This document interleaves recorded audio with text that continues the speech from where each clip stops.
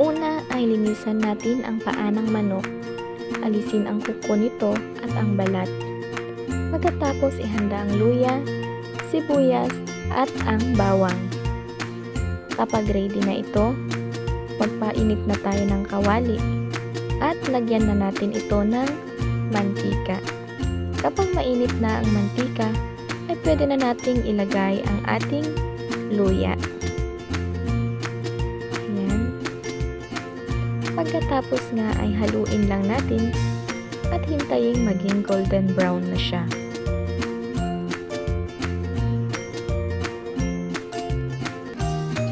Kapag golden brown na nga siya, ay pwede na natin ilagay ang ating bawang at maya-maya ay ilagay na natin ang sibuyas.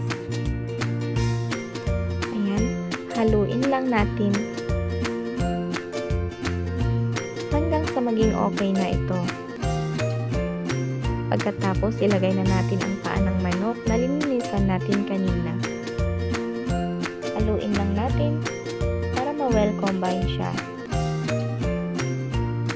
Pagkatapos, lagyan na natin siya ng paminta.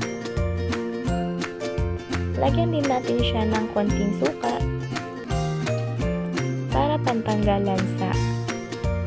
Pagkatapos nga, ilagyan natin siya ng tubig. So, madami nga yung linagay kong tubig. Pagkatapos nga ay lagyan natin siya ng soy. Ayan. So, bale tatlong ganyan lang po ang nilagay ko. Lagyan din natin siya ng asukal. Ayan. Optional lang po ang paglalagay ng asukal mga mina. So, haluin lang natin. Pagkatapos natin haluin, ay pwede na natin itong takpan.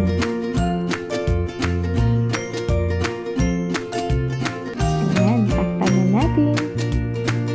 Makalipas nga ang ilang mga minuto, ay openin natin at tikman natin. So, ayan, okay na nga.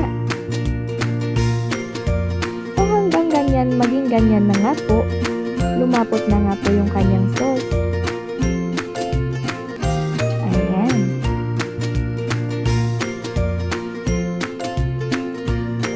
Lulutuin lang natin siya sa low heat. Mga 5 minutes lang po. Pagkatapos, ayan na. Pwede na siya. Tingnan nyo naman.